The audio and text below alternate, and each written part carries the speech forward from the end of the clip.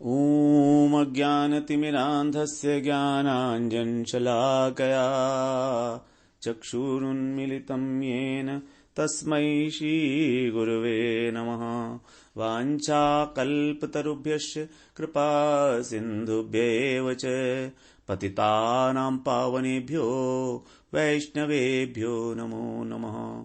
नमो महावदान्याय कृष्ण प्रेम प्रदायते कृष्णाय कृष्ण चैतन्य नाम्ने गौरत्विषे नमः। हे कृष्ण करुणा सिंधो दीनबंधो जगत्पते गोपेश गोपिका कांत राधा कांत नमोस्तुते। तप्त कांचन गौरांगी राधे वृंदावनेश्वरी वृषभानुसुते देवी प्रणमामि हरिप्रिये। वृंदायै तुलसीदेव्यै प्रियायै केशवस्य च कृष्ण भक्ति प्रदे देवी सत्यवत्यै नमो नमः। श्री कृष्ण चैतन्य प्रभो नित्यानंद श्री अद्वैत गदाधर शिवासादि गौर भक्त वृंद। हरे कृष्ण कृष्ण कृष्ण हरे हरे, हरे राम राम राम हरे हरे। हरे कृष्णा। सर्वप्रथम मैं अपने गुरुपाद पद्म ओम विष्णुपाद अष्टोत्तर शत श्री श्रीमद् भक्तिवेदांत माधव गोस्वामी महाराज के चरण कमलों में अनंत कोटि दंडवत प्रणाम ज्ञापन करता हूँ। हम लोग श्रीमद् भगवद गीता के 9वें अध्याय का श्रवण कर रहे हैं, जिसमें हमारा 7वां श्लोक चल रहा है, जिसमें भगवान कह रहे हैं प्रकृतिम स्वाम अवष्टभ्य विसृजामि पुनः पुनः भूतग्रामम इमं कृत्स्नम अवशम प्रकृतेर्वशात्। कि इस प्रकृति के वश में होने हुए जो अनेक सारे संपूर्ण प्राणी हैं, वे सब उन सब प्राणियों को मैं अपनी प्रकृति को आश्रय लेकर बार बार उनकी सृष्टि करता हूं। मतलब हमारे को बार बार इस संसार के अंदर आवागमन के चक्र में आना पड़ता है। कारण क्या है? हमारा गुणों के साथ संग। हम इस त्रिगुणात्मक प्रकृति के जो 3 गुण हैं, उन तीनों गुणों के अंदर हम लोग आसक्त हैं। तो तीनों गुणों के अंदर आसक्त होना मतलब गुणों में आसक्ति का मतलब गुण का जो कार्य है, गुण का कार्य है जगत और शरीर। तो इस शरीर और इस जगत में आसक्ति होने के कारण ही हम लोग जो हैं इस बार बार इस जन्म और मृत्यु के चक्र में पड़े हुए हैं। 13वें अध्याय में भगवान बताया 21वें श्लोक में हमारा कारण क्या है अलग अलग योनियों में जन्म लेने का। कारणम गुण संगोस्य सद असद योनि जन्मसु। कभी हम सद योनि में जाते हैं और कभी असत योनि में। सत योनि का मतलब मनुष्य योनि या देवता योनि, और असत मतलब जो दैत्य वगैरह बनना, असुर बनना और वो पशु पक्षी इत्यादि। तो ये जो योनियां हैं इनका कारण है हमारा गुणों के साथ संग। कारणम गुण संगो अस्य। तो गुणों का संग मतलब शरीर के साथ आसक्ति। तो इस आसक्ति के कारण ही हमारा सूक्ष्म शरीर बनता है, और जिसमें हमारी सारी वासनाएं, कर्म, संस्कार ये सब परमानेंट रहते हैं चित्त के अंदर। चित्त क्या है? संस्कारों के रहने का स्थान। जितने भी संस्कार हैं अनंत काल से हमारे, वो सब इसके अंदर स्टोर्ड हैं। It is a very big store house. तो यदि महाप्रलय के समय अथवा प्रलय होने से पहले,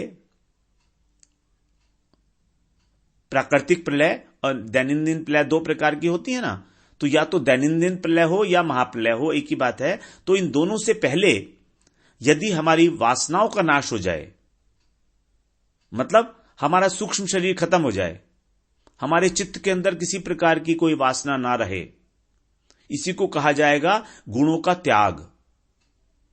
अब कोई आसक्ति नहीं रही।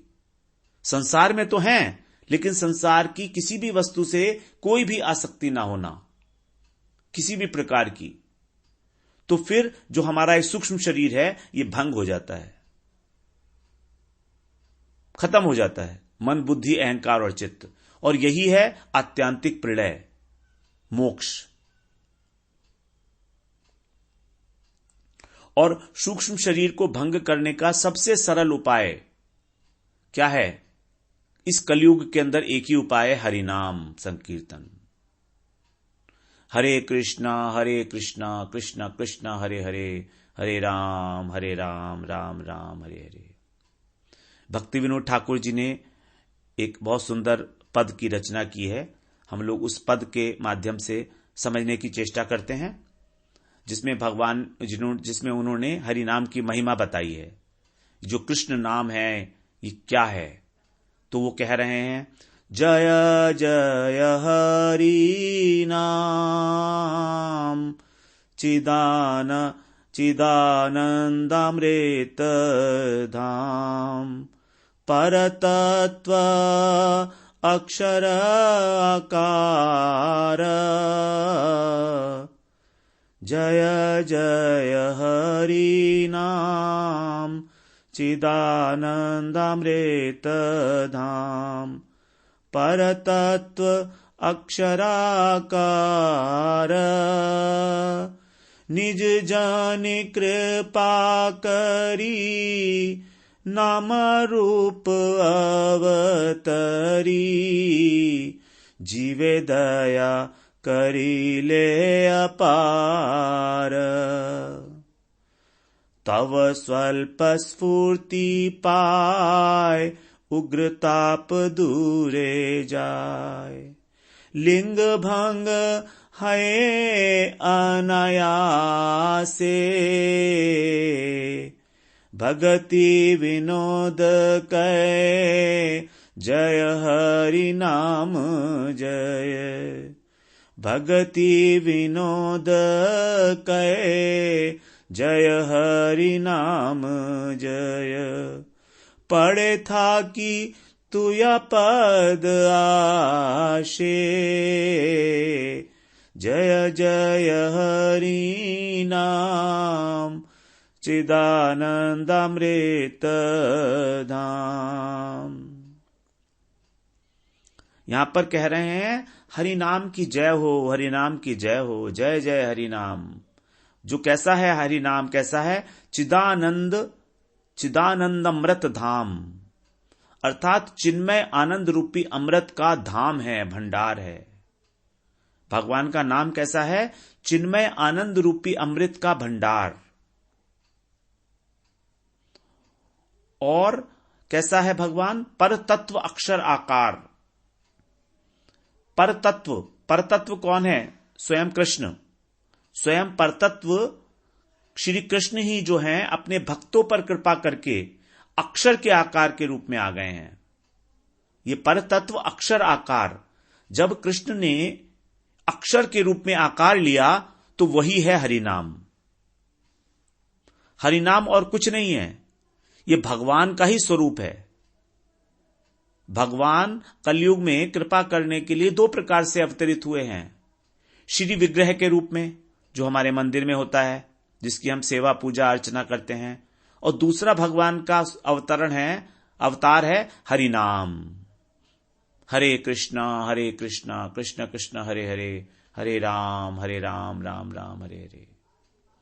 जो भगवान का नाम है यही है भगवान का अवतार, अक्षर अवतार। इसी को कह रहे हैं परतत्व अक्षर अवतार आकार। अक्षर के आकार में ही उस परतत्व का अवतार हुआ है। और क्यों हुआ है? निज जने कृपा करी नाम रूप अवतरी। भगवान अपने भक्तों के ऊपर कृपा करने के लिए नाम के रूप में अवतार ग्रहण किए हैं। ये नाम कोई इस जगत का नाम नहीं है, ये वैकुंठ से आया है। कृष्ण, राम, ये सब भगवान के नाम वैकुंठ से आए हैं, अवतार हैं। ये अवतरित हुए हैं अक्षर के रूप में, और यही है उनकी जगत के ऊपर कृपा। जीवे दया करिले अपार, अपार कृपा है सारी जीव जगत के ऊपर। और इस नाम की जब हमारे हृदय में थोड़ी सी भी स्फूर्ति होती है, तब स्वल्प स्फूर्ति पाए, स्वल्प अत्यंत क्षीण, छोटी सी, जब हृदय के अंदर ये नाम उमड़ता है तो क्या होता है? उग्र ताप दूरे जाए। जो हमारे ताप हैं, आध्यात्मिक, आदि भौतिक और आधिदैविक ताप, जिसमें सारा संसार जल रहा है, सारे जीव जल रहे हैं, किसी न किसी प्रकार का दुख हर प्रकार के प्राणी को है। तो ये जो उग्र ताप हैं, ये सब दूरे जाए, सब दूर चले जाएंगे, दूर हो जाएंगे। और क्या होगा? लिंग भंग है अनायासे। ये है सबसे इंपॉर्टेंट बात। लिंग भंग है अनायासे। अनायास ही हमारा जो सूक्ष्म शरीर है वो भंग हो जाएगा।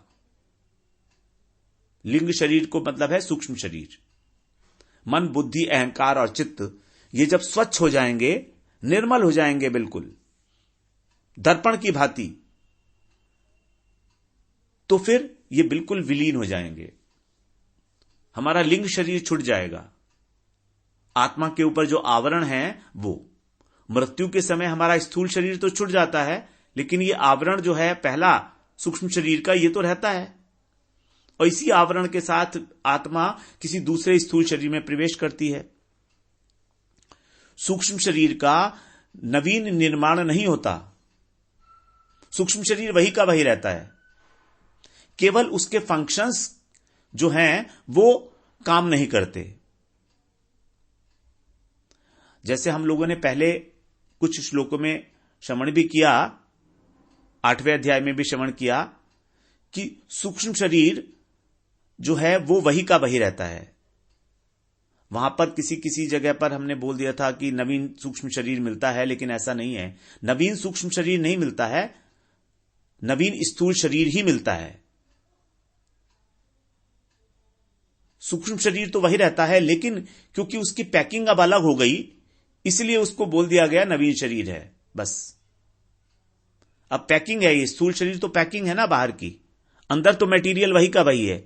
जो हमारा सिम है, इंटीग्रेटेड सर्किट है, वो तो वही का वही है, संस्कार तो वही के वही हैं, लेकिन उनकी जो फंक्शनैलिटी है, जो ऑपरेटिंग कैपेसिटी है, वो कम और ज्यादा हो जाएगी शरीर के ऊपर। मोबाइल की तरह से समझे ना इसको।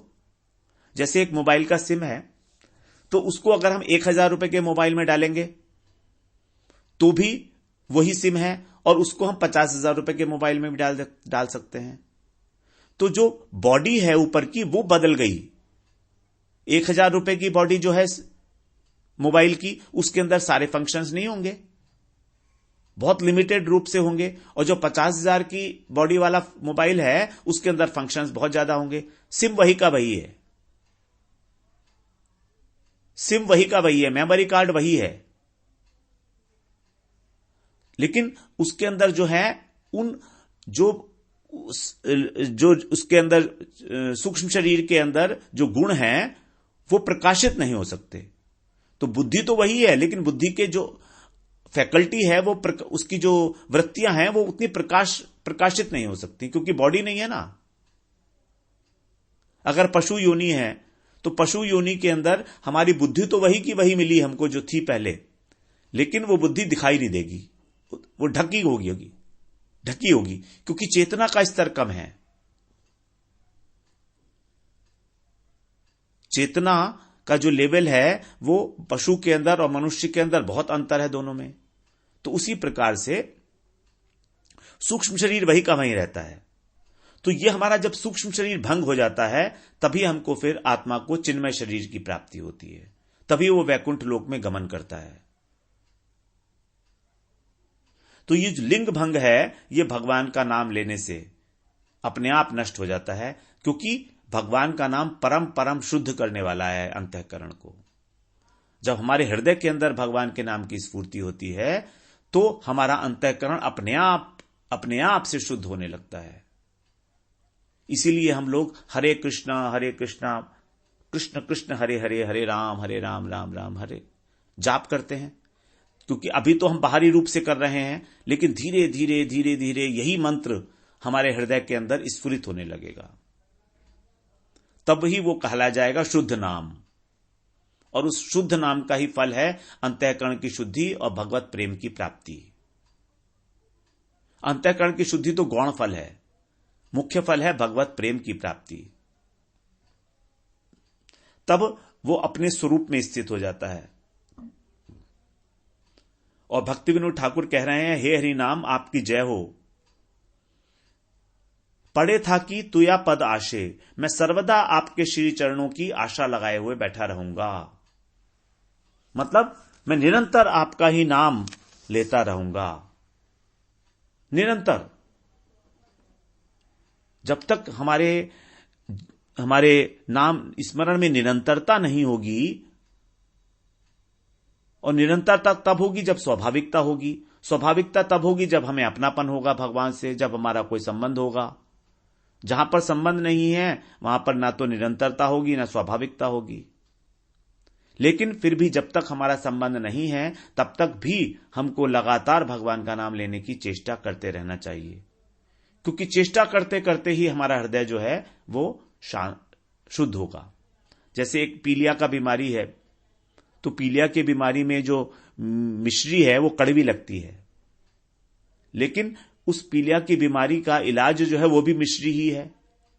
उसी प्रकार से अभी हमको भगवान का नाम लेना कड़वा लगता है, अच्छा नहीं लगता, जबरदस्ती लेना पड़ता है। लेकिन इसके अलावा औषधि भी तो यही है ना उस बीमारी की।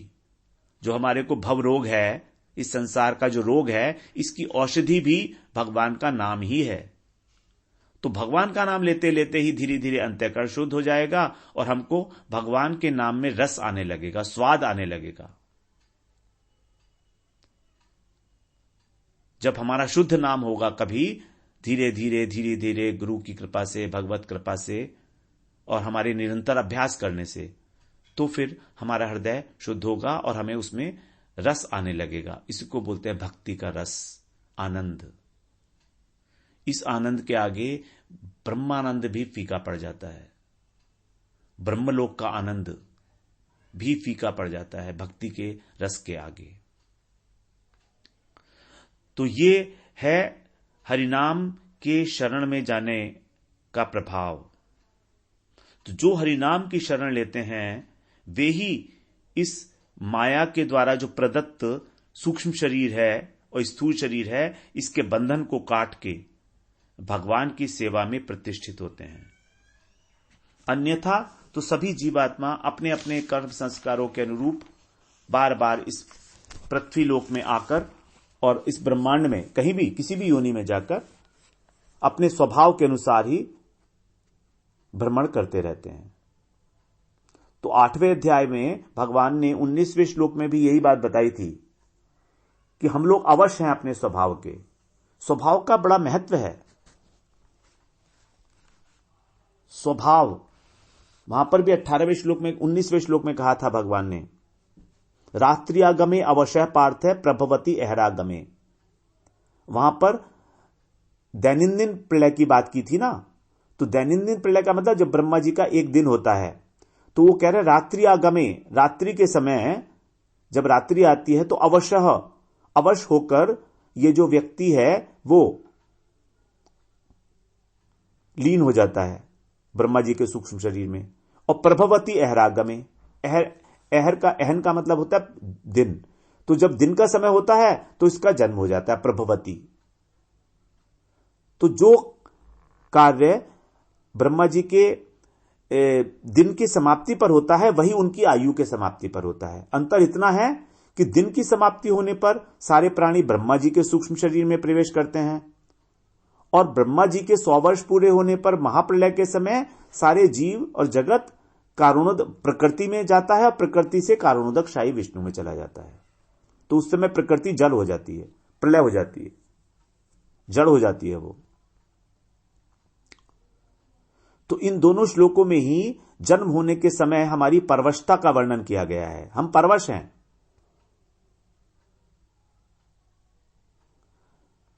हमारी जन्म कैसे होगा, कौन सी योनि हमें मिलेगी, ये हम परवश हैं अपने स्वभाव के अनुसार। तो 2 जगह भगवान ने परवशता का वर्णन किया। पहले भी किया था 3वें अध्याय के 5वें श्लोक में भी कहा भगवान ने, कार्यते ही अवश्य कर्म सर्वः प्रकृति जय गुणई। कि मनुष्य समुदाय इस प्रकृति के द्वारा जो उत्पन्न गुण हैं उनके द्वारा परवश होकर कर्म के लिए बाध्य होता है। हम लोग कर्म करने के लिए बाध्य हैं, एक क्षण भी हम बिना कर्म के नहीं रह सकते।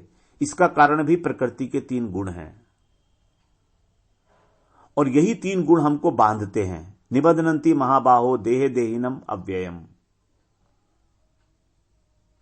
निबध्नन्ति, हमको बांधते हैं ये तीनों गुण, इस आत्मा को शरीर में बांध देते हैं। शरीर का मतलब सूक्ष्म शरीर और स्थूल शरीर दोनों। तो इस प्रकार यह सिद्ध हो जाता है कि इस बंधन का कारण है प्रकृति के 3 गुण, जंजीर की तरह जो हमें बांधे हुए हैं। और एक आदमी को नहीं है, भूत ग्रामम इमम कृत्स्नम। भूत ग्रामम, भूत समुदाय, ग्राम माने गांव का मतलब होता है, ग्राम का मतलब होता है समुदाय, तो प्राणियों का समुदाय। तो पहले श्लोक में जिसको कहा सर्वभूतानि, उसी को यहां कह रहे हैं भूत ग्रामम। तो इस भूत ग्राम के भगवान ने 2 विशेषण दिए हैं, इमम और कृत्स्नम। इमम का मतलब है ये, जैसे भगवान मान लीजिए संकेत करके बता रहे हैं, ये जितने भी दिखाई दे रहे हैं सब इमम। कृत्स्नम का मतलब संपूर्ण, सारे के सारे। अनेक अनेक प्रकार के प्राणी हैं, 84 लाख योनियों के अंदर अनंत अनंत प्राणी हैं, अनंत जीव हैं। इनका किसी भी प्रकार से कोई हिसाब ही नहीं है कि कितने हैं। कृत्स्नम, कृत्स्नम का मतलब संपूर्ण, स्थावर योनि में, तिर्यक योनि में, मनुष्य योनि में, देवता योनि में जितने भी जीव हैं। और जीव कितने हैं? जीव अनंत हैं। श्रीमद् भागवत में बताया है कि जीव कितने होते हैं। रजो भी सम संख्याता पृथ्वी वैरी है जंतव तेषाम ये केचने हंते श्रेयो वही मनुजादय। रजो भी सम संख्याता पृथ्वी ऐरी है जंतव, इस पृथ्वी के अंदर जितने भी रज कण हैं, मतलब ये समझिए कि इस पूरी पृथ्वी में जितने भी धूल के कण हैं उतने हैं सारे जीव। रजो भी सम संख्या था, बराबर हैं। पृथ्वी रहे, पृथ्वी, इस पृथ्वी में, इह माने इस पृथ्वी लोक में जितने भी रजकण हैं उतने ही जीव हैं। तो क्या हम गिन सकते हैं पृथ्वी के अंदर जो धूल कण हैं? और उसमें बता रहे हैं तेषाम ये केचने हंते श्रेयो वही मनुजादय। उन असंख्य असंख्य जीवों में केवल मनुष्य इत्यादि जो हैं वही अपने कल्याण के लिए प्रयास करते हैं। श्रेयो, श्रेय माने कल्याण। तो निश्चित रूप से केवल मनुष्य ही, मनुष्य आदि, मनुजादय, मनुष्य आदि ही अपने कल्याण के लिए प्रयत्न करते हैं। तेषाम ये केचने हंते, उनमें से बिल्कुल बिरले। इहंते, इहंते का मतलब कार्य करना, चेष्टा करना, रुचि दिखाना। और जनते, जंतव कहा जीवात्माओं को, जीवात्मा को भगवान ने यहां कहा जंतु। ये 6ठे अध्याय का, 6ठे स्कंद का 14वें अध्याय का 3रा श्लोक है। केचन, केचन का मतलब होता है कुछ, और इहंते का मतलब है चेष्टारत होना। तो उनमें से कुछ गिने चुने ही चेष्टारत होते हैं अपना कल्याण करने के लिए। तो अब हम सोच सकते हैं कि हम कितने लोगों में से हैं, कितने जीवात्माओं में से हम लोग सिलेक्टेड हैं जो यहां भगवत गीता का अध्ययन कर रहे हैं। ये कोई साधारण घटना नहीं हो सकती कि हमारी भगवत गीता के अंदर रुचि पैदा हो जाना, ये कोई साधारण घटना नहीं है। ये बहुत बड़ी घटना है। एक हमारे अनंत अनंत पुण्यों का फल है कि हमको भगवत गीता में, भागवत पुराण के अंदर भगवान की बातों करने में रुचि पैदा हो रही है। थोड़ी सी भी। केचने हंते, प्रयास ही तो है हमारा। इहंते, इहंते का मतलब प्रयास करना। हम यहां पर क्या कर रहे हैं? यही तो प्रयास कर रहे हैं। कि किसी भी प्रकार से हमारी भगवान में और अधिक से अधिक रुचि उत्पन्न होती चली जाए। हम भगवत तत्व को जानने के लिए इच्छुक हैं और जानना चाहते हैं हम उसको अच्छी प्रकार से, इसीलिए तो हम भगवत गीता को श्रवण करने में प्रवृत्त हुए हैं। तो हम लोग इसी प्रकार से हम लोग कोशिश करते रहें, क्योंकि हम लोग सेलेक्टिव लोग हैं। We are the blessed souls out of this world. हमारे ऊपर अनंत अनंत कृपा है भगवान की।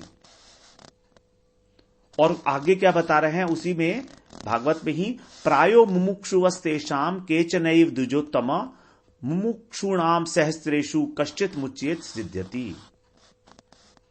उन मोक्ष की इच्छा करने वालों में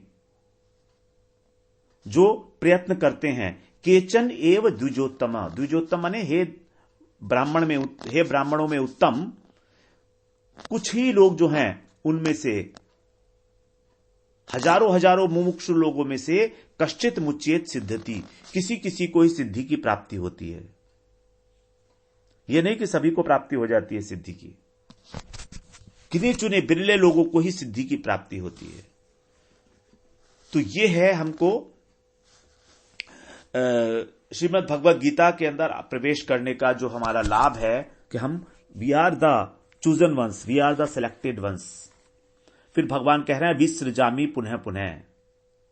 वी का मतलब है, उपसर्ग लगाया है यहां पर सृजामि से पहले, कि वो विविध प्रकार के जो कर्म करने वाले लोग हैं, जिनके विविध प्रकार के स्वभाव बन गए हैं, स्थावर जंगम, तो कोई पृथ्वी प्रधान है, कोई तेज प्रधान है, कोई वायु प्रधान है, वे सब पुनः पुनः बार बार इस सृष्टि और प्रलय की परंपरा में आते जाते रहते हैं।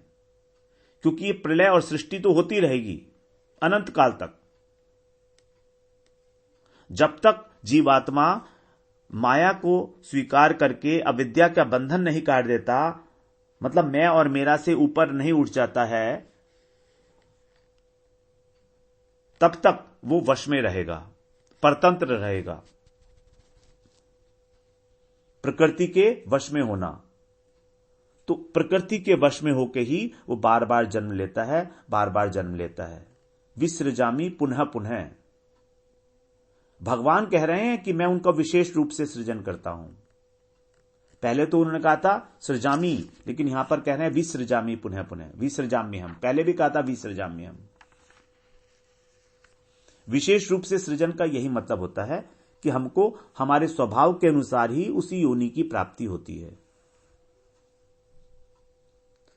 8वें अध्याय में भी भगवान ने यही कहा था 19वें श्लोक में, भूत ग्रामम से एवायम भूत्वा भूत्वा प्रलीयते। वहां पर बताया था भूत्वा भूत्वा प्रलीयते, कि बार बार उन लोगों का प्रलीयते मतलब प्रलय होता है, समाप्त होते हैं। तो वहां पर समाप्ति की बात की थी, और यहां पर कह रहे हैं विसृजामि, यहां पर सृजन की बात करते हैं। 8वें अध्याय में 19वें श्लोक में कहा था भूत ग्राम है से एवायम, वहां भी कहा था भूत ग्राम है, मनुष्य प्राणी समुदाय बार बार भूतवा भूतवा प्रलीयते। प्रलीयते का मतलब प्रलय को प्राप्त होता है, नाश होता है उसका शरीर।